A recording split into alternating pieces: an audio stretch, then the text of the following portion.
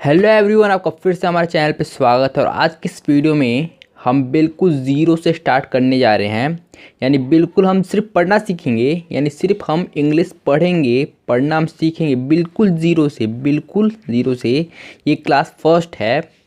तो अगर आपका सपोर्ट आप ज़्यादा करेंगे तो मैं इसका सेकंड पार्ट बनाऊंगा, इसका थर्ड पार्ट भी आएगा। कम से कम 5 वीडियो लगेगा और 5 वीडियो में मैं आपको इंग्लिश पढ़ना बिल्कुल ज़ीरो से सिखा दूंगा। बिल्कुल ज़ीरो से, बिल्कुल ABCD से सिखाऊंगा।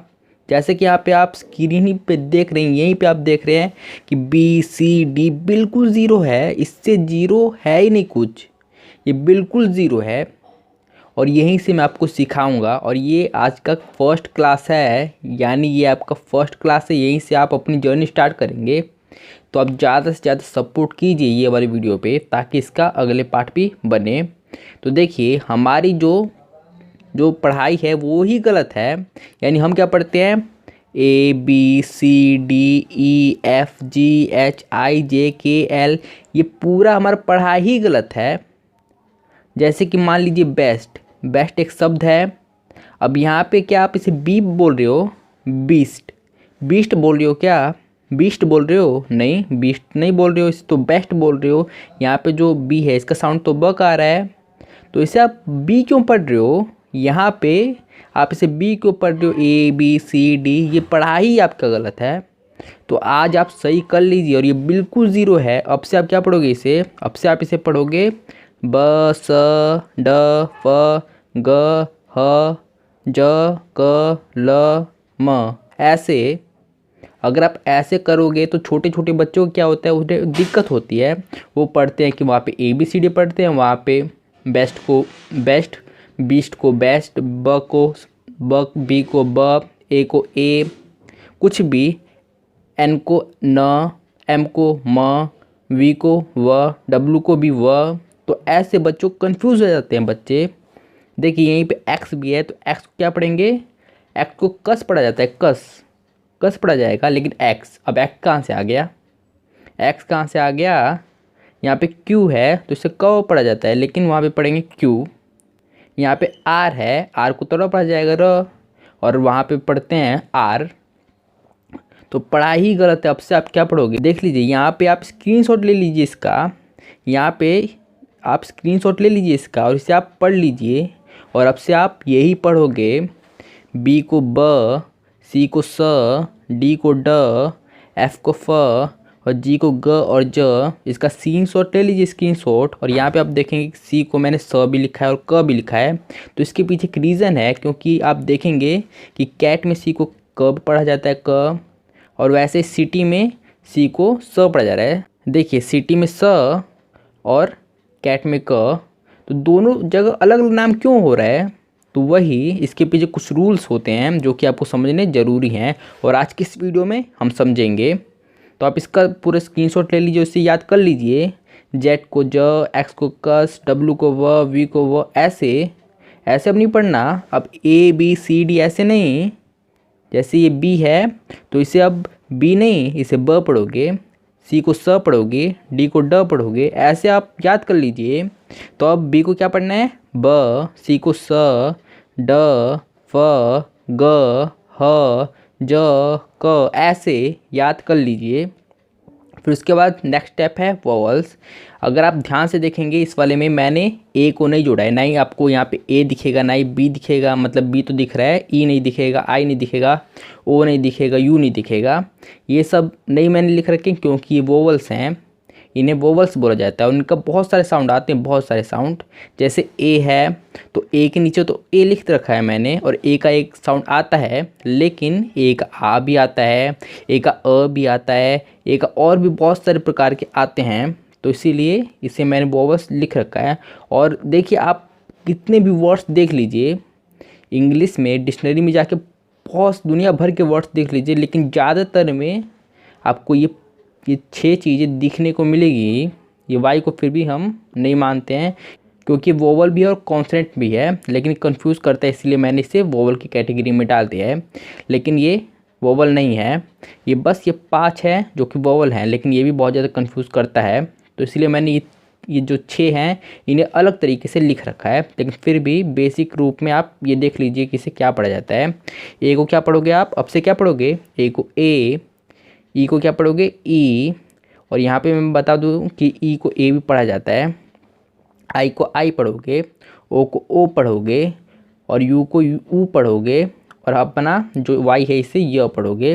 तो आपने देख लिया, स्क्रीनशॉट ले लीजिए, मैं क्या कह रहा हूँ, स्क्रीनशॉट ले लीजिए अभी से, अभी नोट्स आप बनाइए, आपकी जर्नी स्टार्ट हो चुकी है, आप समझें। तो इतना हो गया, हमने ये सीख लिया ए बी सी डी। अब से क्या पढ़ोगे, ब स ड फ ग ये पढ़ोगे। वोवल्स देख लिया हमने, स्वर ए ई आई ओ यू वाई देख लिया हमने। अब कुछ रूल्स सीख लेते हैं। रूल्स सिंपल से रूल्स है, ज़्यादा डिफिकल्ट मैं आपको नहीं बता रहा हूँ, सिंपल से रूल्स हैं, आप देख लीजिए। तो शुरुआत करते हैं पहले रूल से। तो पहला रूल मैं आप सी पे बना रहा हूँ, क्योंकि मैंने आपको बताया था ना कि सी के क्या क्या रूल है, कि सी को क भी पढ़ते हैं और सी को स भी पढ़ते हैं, दो प्रकार से वहाँ पे लिख रखा था मैंने, और उसको मैं आपके कन्फ्यूज़न को दूर कर देता हूँ। तो देखिए पहला रूल क्या है, यहाँ पे फर्स्ट ऐसे भी लिख रखा हूँ मैंने, फर्स्ट सेकंड थर्ड ऐसे मैंने लिख रखा है, तो आपको कोई भी टेंशन लेने की ज़रूरत नहीं है। तो सी के प्रोनाउंसिएशन रूल्स, तो पहला इसका रूल क्या है, यहाँ पे फर्स्ट, पहला यानी फर्स्ट होगा ये। सी का उच्चारण स, श और क 3 प्रकार से होते हैं, लेकिन ज़्यादातर स और क के लिए होता है। तो यहाँ पे हम सीखेंगे कि इसका उच्चारण स के लिए कब होता है।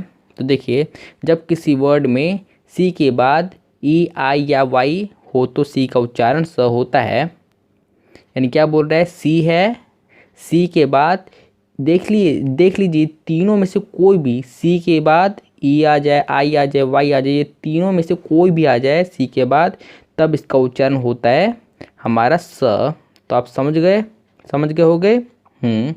तो अब इसके कुछ एग्जाम्पल भी हमने लिख रखे हैं, बिल्कुल सिंपल है, कुछ भी नहीं है ये।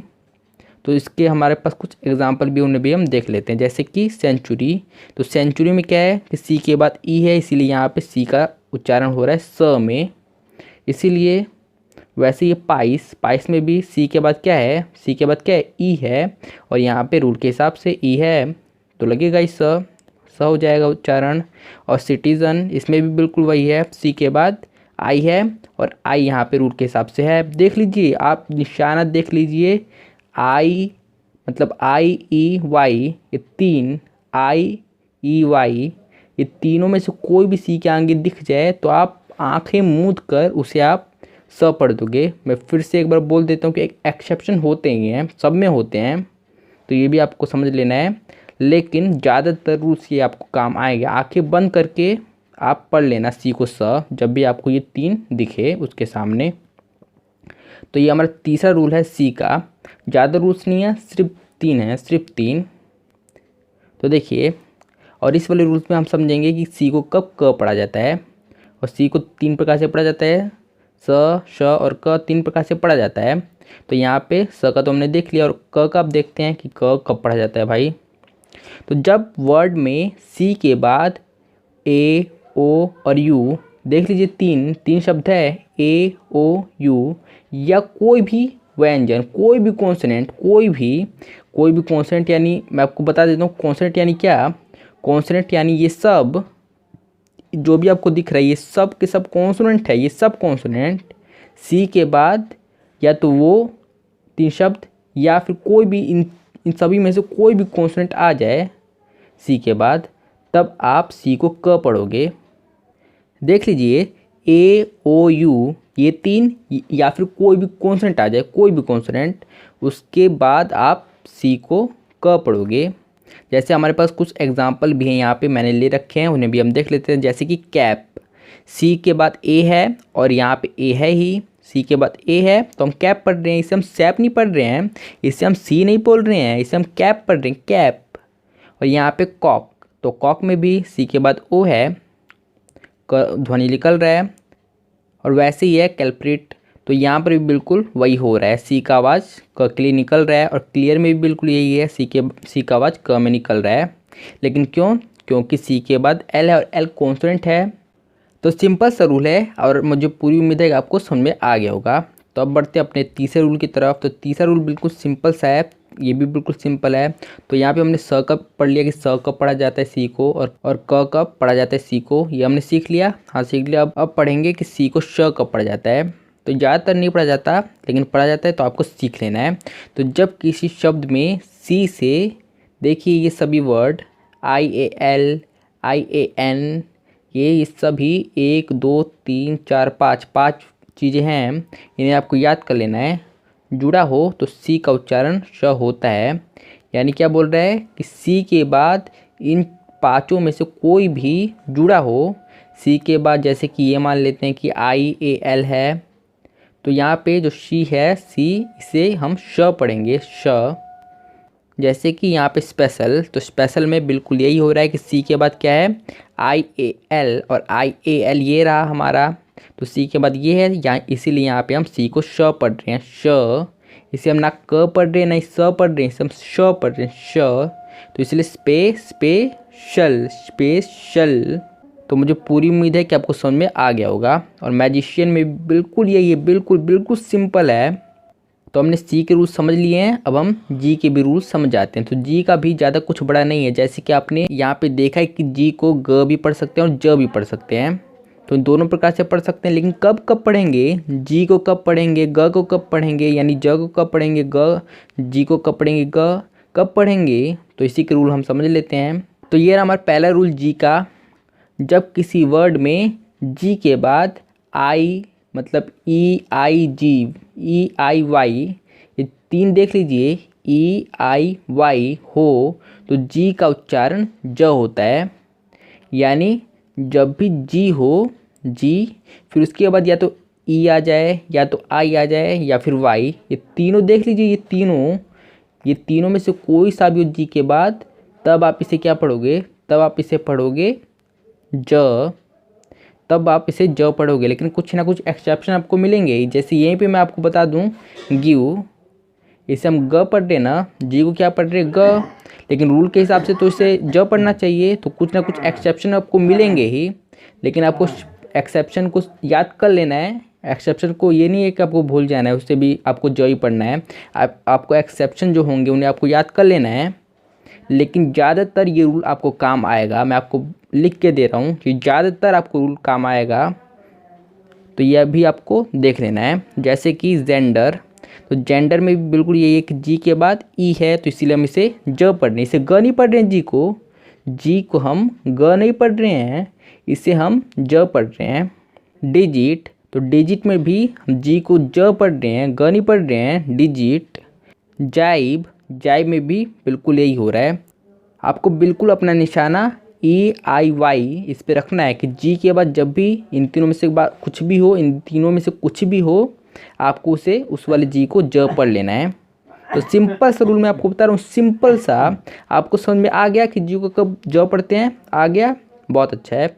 अब ये भी देख लेते हैं कि जी को कब ग पढ़ते हैं। ये भी एक सवाल है कि जी को कब ग पढ़ते हैं। तो ये रहा आपका जवाब, भी सवाल है तो जवाब भी मिलेगा आपको। जब किसी वर्ड में जी के बाद AOU या कोई व्यंजन हो, तो जी का उच्चारण ग होता है। तो देखिए ये भी बिल्कुल वही है, पहले वाला रूल और ये वाला रूल, ज़्यादा इसमें कोई डिफरेंस नहीं है, बिल्कुल वही है। यहाँ पे बिल्कुल वही बोल रहा है कि उसमें भी AOU था और यहाँ पे भी AOU है। फिर व्यंजन मैंने आपको बता ही दिया कि व्यंजन क्या होते हैं, फिर भी मैं आपको दिखाई देता हूँ कि व्यंजन यही सब होते हैं, यही सब। इस पूरे को स्क्रीनशॉट ले लीजिए, ये सब व्यंजन है और कोई व्यंजन नहीं होता, ये व्यंजन है और ये स्वर है। तो क्या बोल रहा है कि जी के बाद या तो ये तीनों हो, AOU, या फिर कोई भी व्यंजन आ जाए, B आ जाए, कोई भी व्यंजन आ जाए, तो उस सिचुएशन में आप जी को पढ़ोगे ग, तो उस सिचुएशन में आप ग पढ़ोगे। तो कुछ एग्जाम्पल भी हम देख लेते हैं, जैसे कि गेज, तो गेज में भी बिल्कुल यही हो रहा है। गेज में हम जी को ग पढ़ रहे हैं, इसे ज नहीं पढ़ रहे हैं। गुड में भी जी को ग पढ़ रहे हैं। गन को भी टिंगल, तो टिंगल में भी बिल्कुल वही पढ़ रहे हैं, जी को हम ग पढ़ रहे हैं, इसे ज नहीं पढ़ रहे, ग पढ़ रहे हैं। तो आज के लिए इतने से रूल काफ़ी हैं, लेकिन ये काफ़ी नहीं है, बहुत सारे रूल्स हैं इंग्लिश को पढ़ने से रिलेटेड, वो सब हम अगली वीडियो में देखेंगे। लेकिन अभी के लिए इतना रूल काफ़ी है। तो इतने ही हमने पढ़ा है, लेकिन इससे हम कुछ क्या वर्ड पढ़ सकते हैं, क्या हम इंग्लिश पढ़ सकते हैं इतने ही से? तो हाँ बिल्कुल, बेसिक आप पढ़ सकते हैं बिल्कुल। तो हम पढ़ते हैं, अभी पढ़ते हैं इसी वक्त। जैसे डॉग, चलिए मान लेते हैं कि डॉग, डॉग तो मैंने पढ़ दिया। तो मान लेते हैं ये हमें पढ़ना नहीं आता, इसे हम कैसे बनाएंगे? तो मैंने वहाँ पे क्या लिखा था, ह को क्या पढ़ते हैं, यानी एच को क्या पढ़ते हैं, ह। वहाँ पे हमने ये पढ़ा था। और ए को क्या पढ़ते हैं, ये हमने उसमें क्या देखा था, ए को ए पढ़ते हैं, ए को ए। लेकिन क्या हम ए की मात्रा ह में जोड़ सकते हैं, जैसे हिंदी में हम करते थे? हाँ कर सकते हैं। तो कर दिया मैंने, ह में ए की मात्रा जोड़ दिया। और जो वी है, वी को क्या पढ़ते हैं, वी को हम पढ़ते हैं व। तो है व। और देखिए यहाँ पे मैं आपको रूल बता देता हूँ। यहाँ पे एक और रूल है कि ई को जब भी लास्ट में ई आए, जैसे यहाँ पे हैव में लास्ट में ई है, तो ये वाला ई आपका साइलेंट रहेगा।